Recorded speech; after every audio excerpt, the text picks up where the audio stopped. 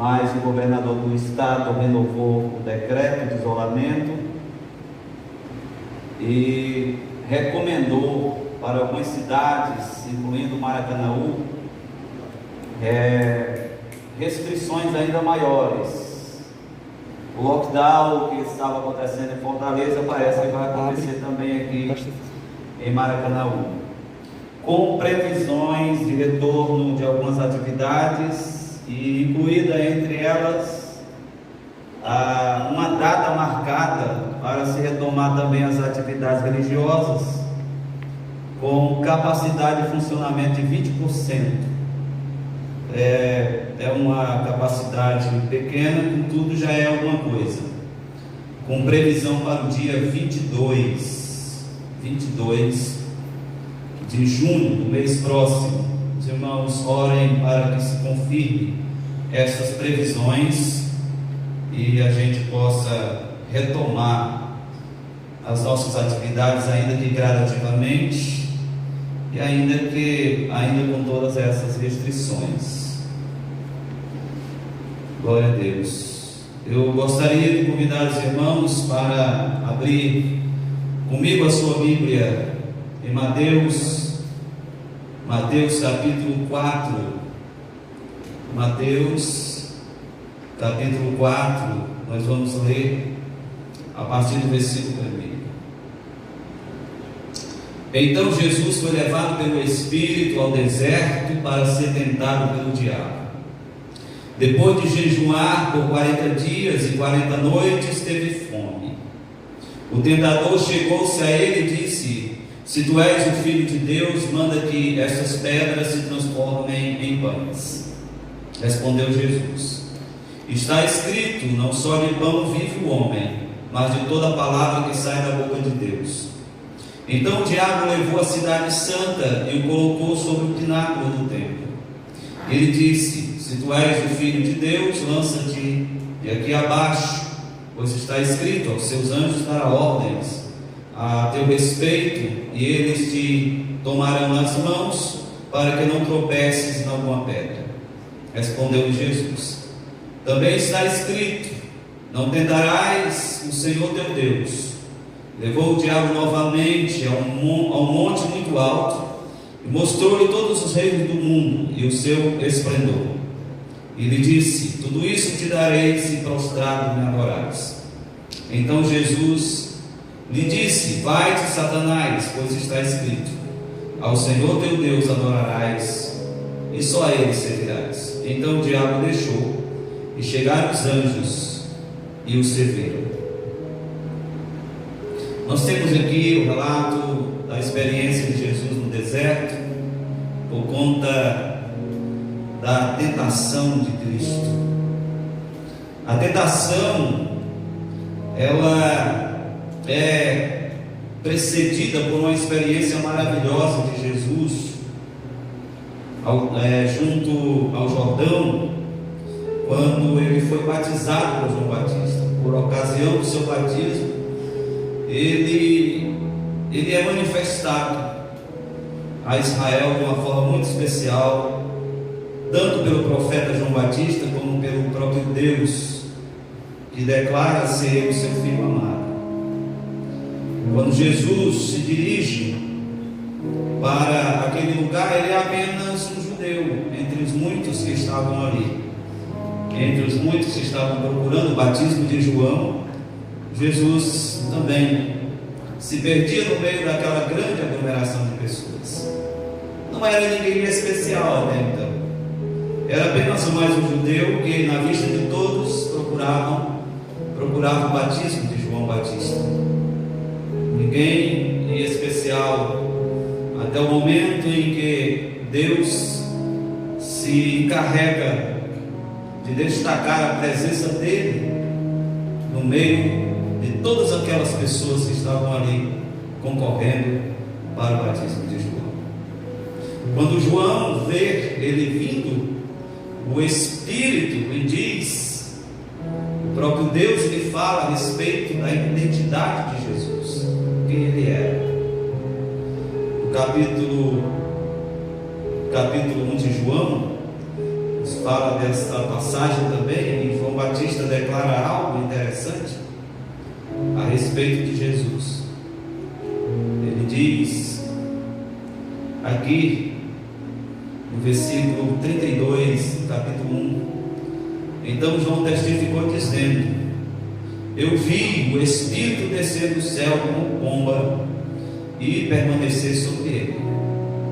Eu não o conhecia, mas o que me mandou batizar com água me disse: aquele sobre quem vires descer e permanecer o Espírito, este é o que batiza com o Espírito Santo. Eu vi e testifico que este é o Filho de Deus. A declaração de João é um tanto assim interessante, porque se tratando de quem ele era na sua relação com Jesus, e ele diz: eu não o conhecia. Eles eram primos, suas mães se conheciam muito bem, eles eram da mesma família. Que declaração é esta de João Batista, de dizer: eu não o conhecia? Eu não o conhecia. Ele não o conhecia em sua identidade como Cristo, como Filho de Deus, mas ele o conhecia como Jesus, filho de Maria, filho de José, da cidade de Nazaré, como todos o conheciam. Assim ele era conhecido como Jesus, filho de Maria, filho de José. Era assim que ele se chamava. Então, quando João Batista diz: eu não o conhecia, ele não conhecia a identidade messiânica, ele não o conhecia nesse aspecto de ser ele declarado o Filho de Deus. Mas agora, quando ele está aqui diante de João, e ele caminha no meio da multidão e parecia só mais um judeu em busca do batismo de arrependimento, e vai passando e as pessoas não dão nem importância, não sabem quem ele é, apenas acham que é mais alguém que está arrependido e quer ser batizado por João.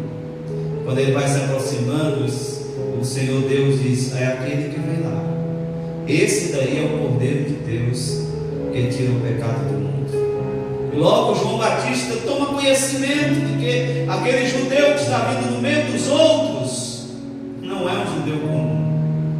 Ele diz: eu não o conhecia, eu não sabia que era ele, e ele já estava no nosso meio e viveu no nosso meio durante tanto tempo. Eu não o conhecia. O que é interessante é que aqui no capítulo 4 relata essa tentação de Jesus e o que o diabo fez anteriormente. Por que ele não tentou Jesus antes? Por que ele não investiu para cima dele antes desse momento em que o Espírito Santo desce sobre ele e ele recebe um revestimento de poder? Não era muito mais fácil pegar Jesus desprevenido? É o que Satanás ignorou. Porque quando Jesus nasceu, houve uma certa revolução. Houve levantes, houve um momento de violência levantada contra ele, mas logo então as coisas se acalmam. Jesus é levado pelos seus pais para o Egito, e passa 2 anos no Egito, depois volta. E ao voltar do Egito, ele vive uma vida comum.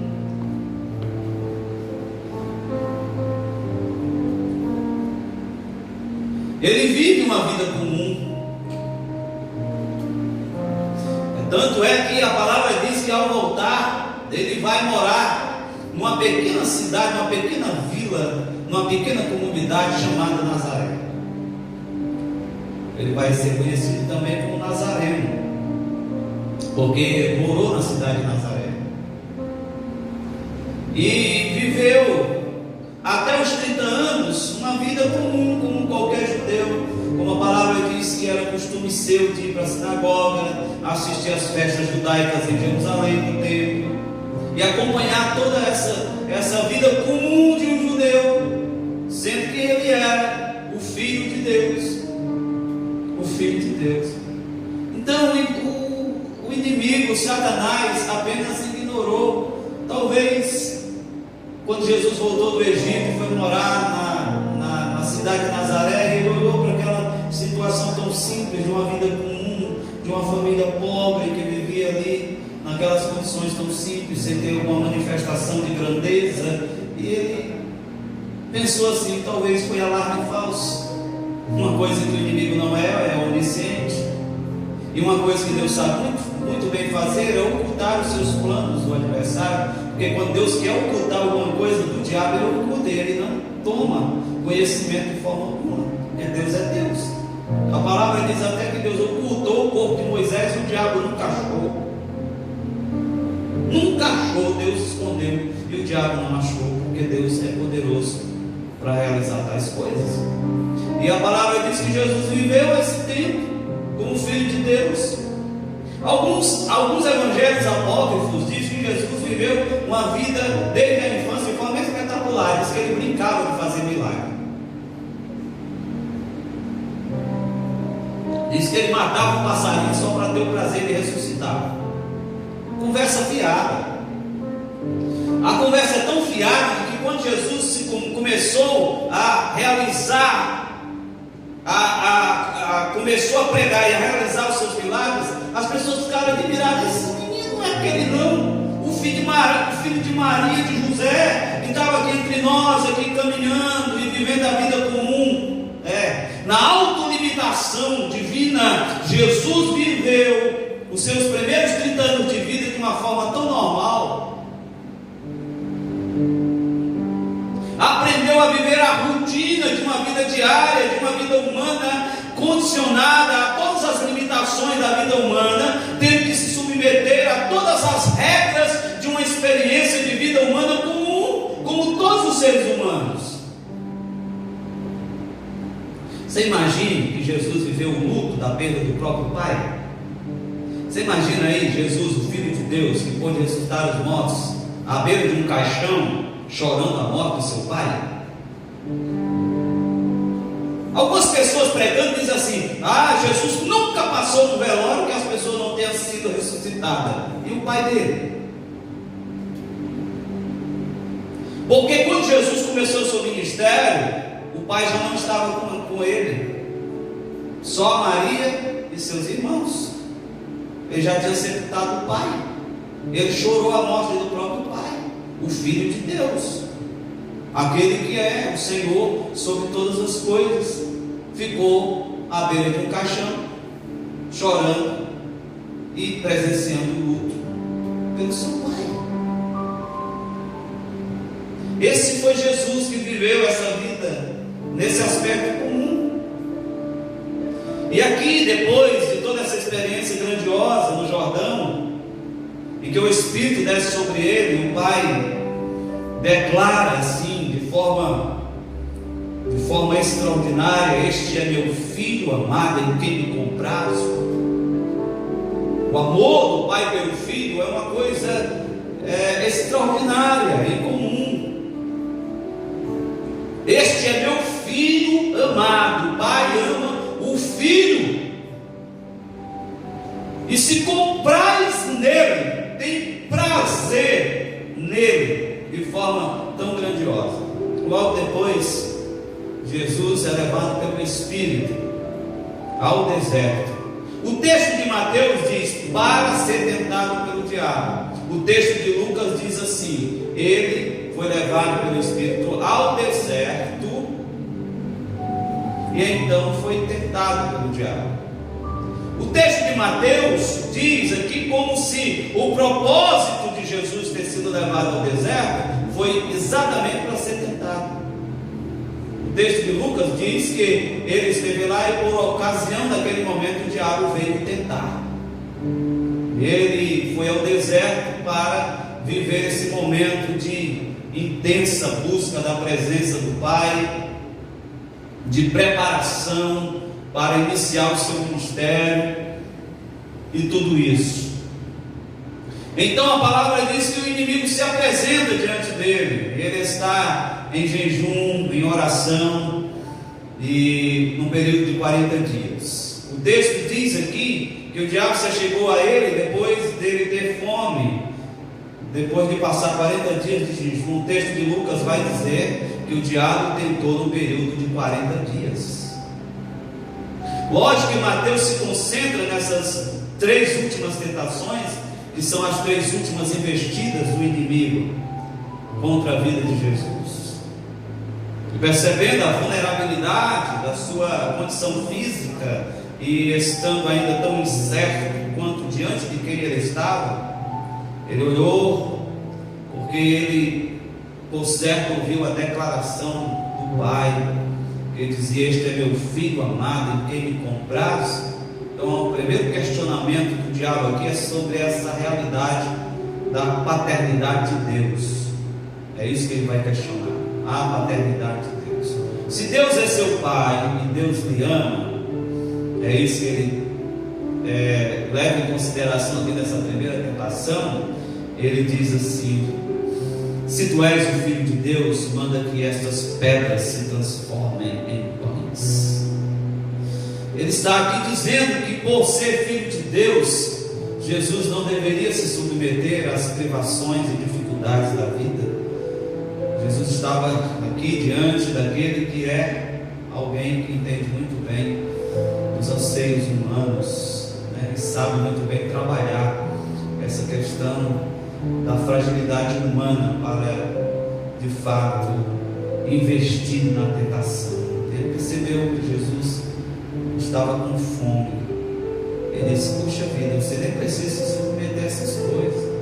Como filho de Deus, você pode reivindicar, você pode exigir que a sua vida não tenha que passar por esses tipos de experiências difíceis. Mande as pedras se transformarem em pães. Você sabia que muitos cristãos de hoje cedem todas essas tentações aqui que Jesus resistiu? Você sabia que muitos crentes acham que por ser filho de Deus ele não pode passar por dificuldades, por sofrimento? Você sabia que existem pessoas que dizem: porque eu sou filho do rei, porque eu sou filho de Deus, e porque eu sou filho de Deus, eu sou dono de tudo.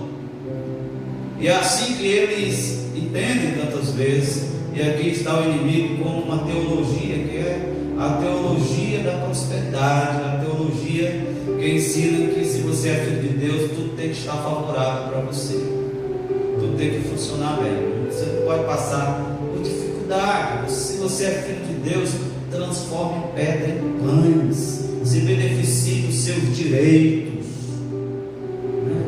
Jesus olhou para Satanás e disse: está escrito, não só de pão vive o homem, mas de toda palavra que sai da boca de Deus.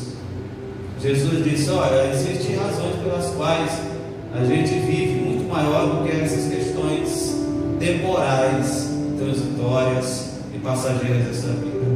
Existem fatores muito mais importantes e elevados. Existem coisas que são muito mais interessantes que por elas a gente vive. É isso que ele está dizendo. Olha, gente, a nossa relação com Deus não é uma relação de busca apenas de necessidades temporais. Existe algo muito maior.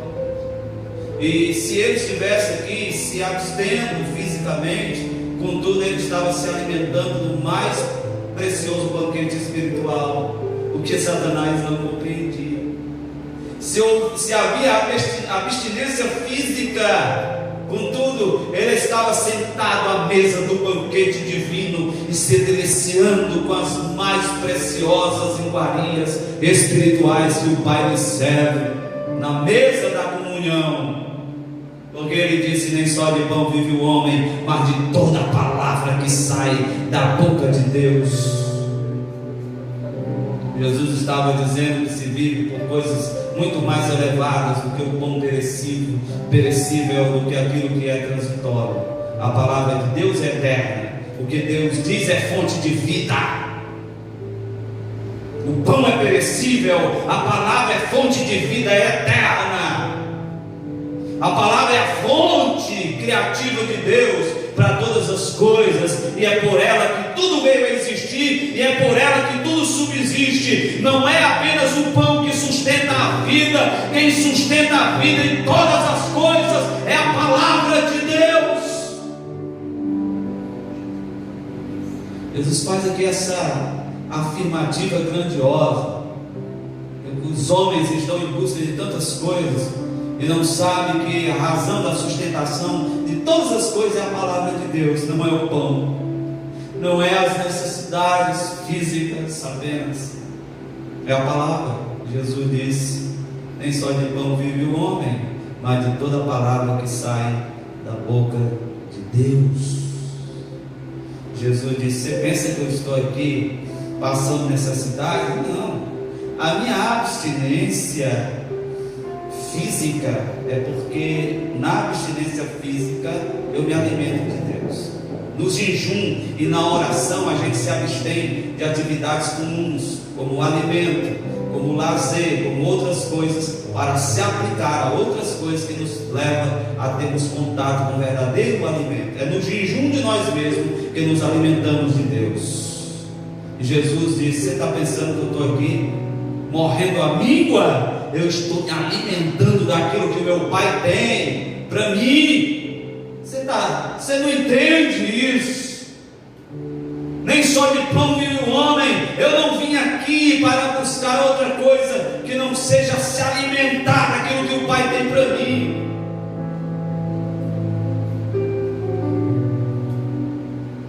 E o diabo atrevido, de forma presunçosa e arrogante, levou Jesus à cidade santa, colocou sobre o pináculo do templo.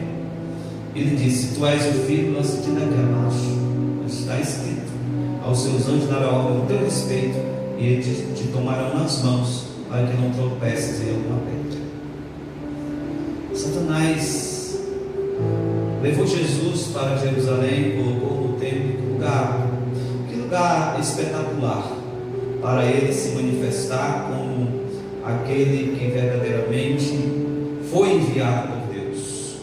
No meio de uma aglomeração grandiosa de pessoas que ficavam ali nas proximidades do templo, era o lugar mais apropriado para ele pular e os anjos estar ali a serviço dele e ele ser reconhecido por todos de forma espetacular.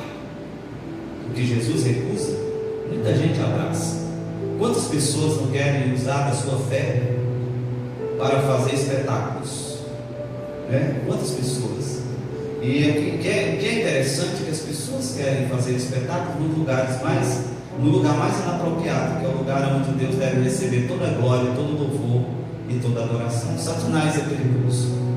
Tentou Jesus no lugar onde Deus deva receber toda a glória e toda a adoração.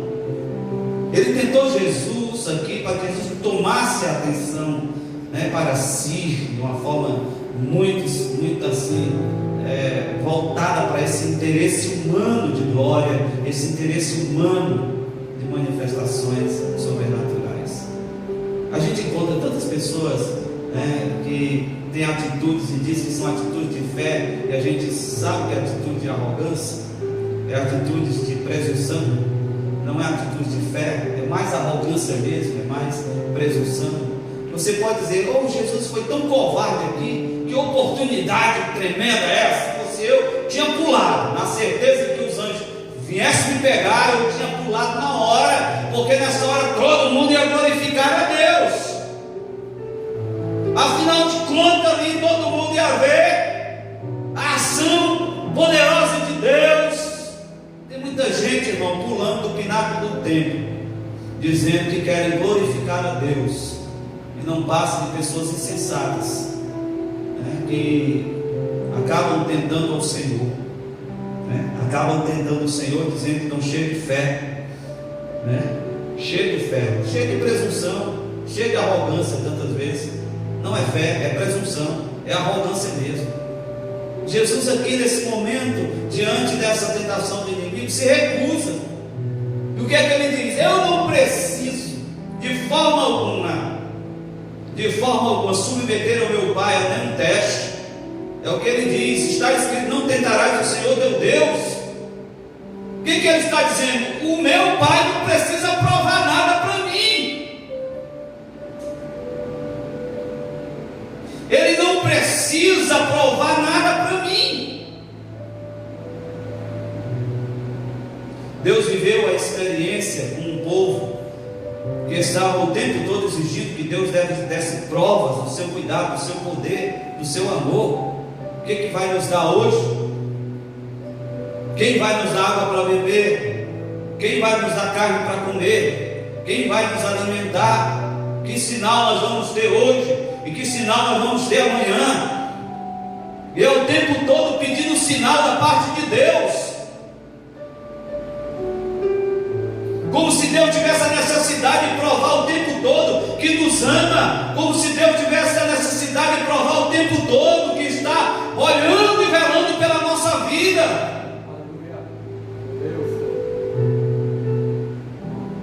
E quantas pessoas, às vezes, na sua presunção, dizem colocar Deus contra a parede? Uma fé que tenta coagir Deus, uma fé que tenta se impor.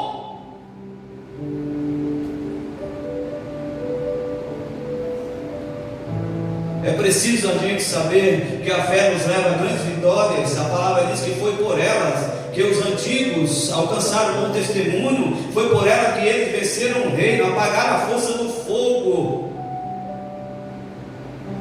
escaparam ao fio da espada e realizaram grandes coisas. Mas também foi pela fé que eles suportaram as mais terríveis provações da vida.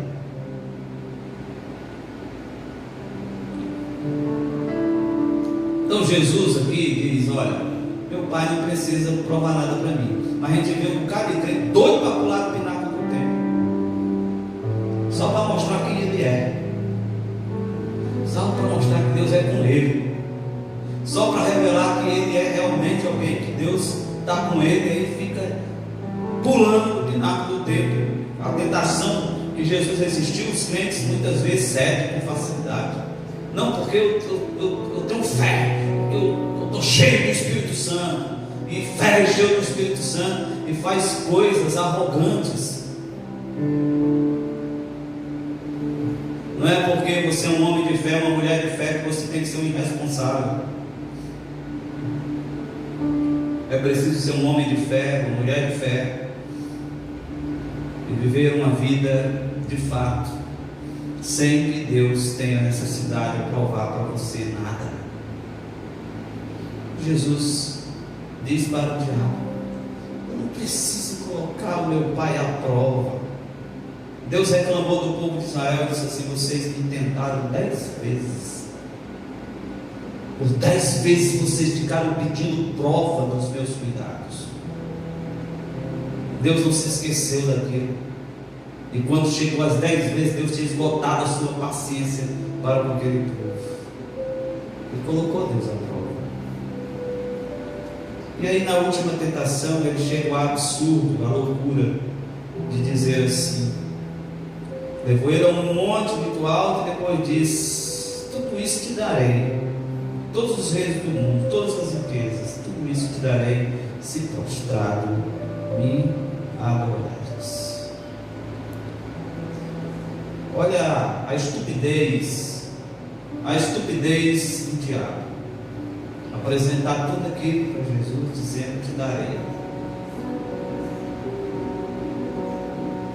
O pai já tinha dito para ele: tu és o meu filho amado, em quem me encontrarás. O que o pai já havia dito para ele? Você é o herdeiro de tudo. Jesus sabia que o mundo tinha sido feito por meio dele e para ele. Hebreus diz: o Filho é o resplendor da sua glória, sendo a expressa imagem da sua pessoa, sustentando todas as coisas pela palavra do seu poder. O Filho é o herdeiro de tudo. Como é que o inimigo vai oferecer algo para aquele que é o herdeiro de todas as coisas, possui todas as coisas?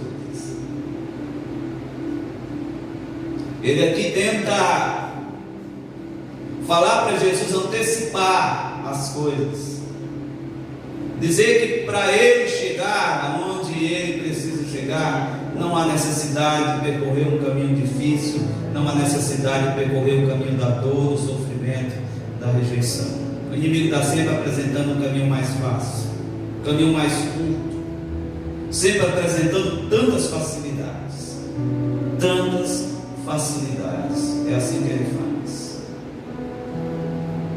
E é presunçoso, porque está diante daquele que é o herdeiro de todas as coisas, oferecendo algo àquele que é dono, Senhor de todas as coisas. O próprio Pai já tinha dito: pede-me e te darei as nações por herança, os povos como tua possessão, e você faz com eles o que você quiser. E diante disso, Jesus apenas lhe dá uma ordem e diz assim: vai-te, Satanás, porque está escrito: ao Senhor teu Deus adorarás e só a Ele servirás. Vai-te, Satanás, porque a adoração é exclusividade de Deus. Vai-te, porque somente Deus é digno de ser adorado, é digno de ser servido. E a palavra diz que o diabo deixou,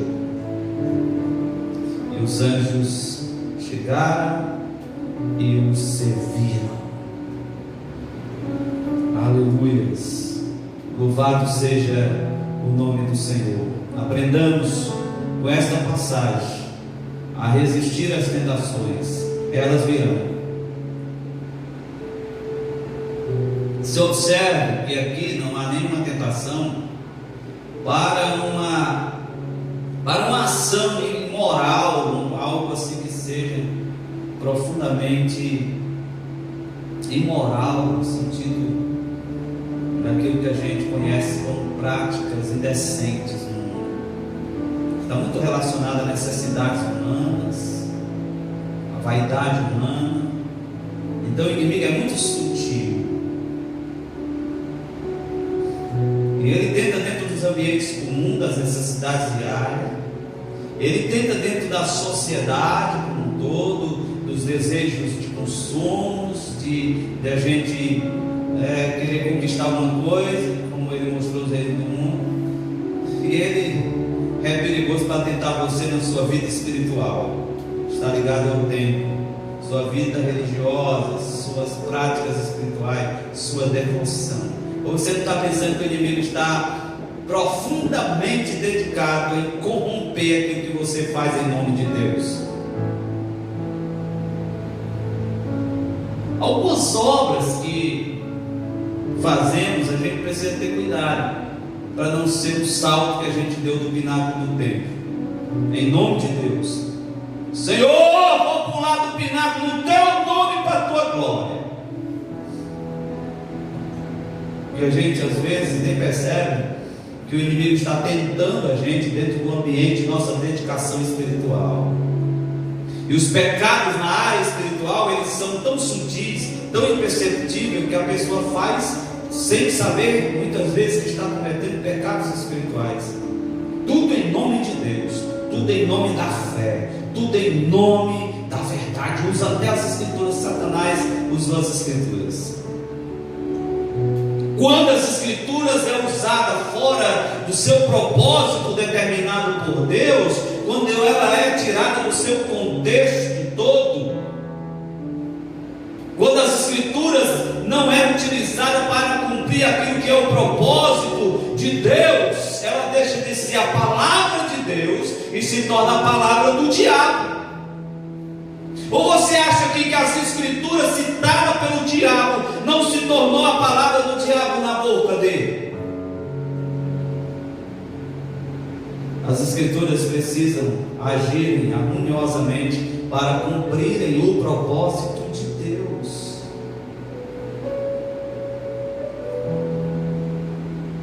Satanás pega as escrituras e fala as escrituras, e as escrituras na boca do diabo se tornam pronúncia dele. A gente tem que ter cuidado. O que é que o inimigo está fazendo na área espiritual para nos tentar, para nos seduzir? para nos levar a extremos, aos mais diversos extremos. O inimigo não quer que você viva uma vida equilibrada. Ou é o liberalismo total, ou é o legalismo absurdo. Há tantas tentações dentro da área espiritual, e a gente precisa ter cuidado quanto a isso. Ele investiu em Jesus lá no templo. E não pense que ele não vai tentar corromper aquilo que você faz em nome de Deus e para Deus. Que Deus nos guarde, nos dê discernimento, para que a gente não ceda de forma alguma às tentações do inimigo e vivamos uma vida para a glória do Senhor. Meus amados, uma semana abençoada a todos os irmãos, é o nosso desejo. Que a graça de Deus permaneça sobre a vida dos santos, que você possa experimentar cada dia o cuidado de Deus sobre sua vida, sobre sua família, sobre sua casa.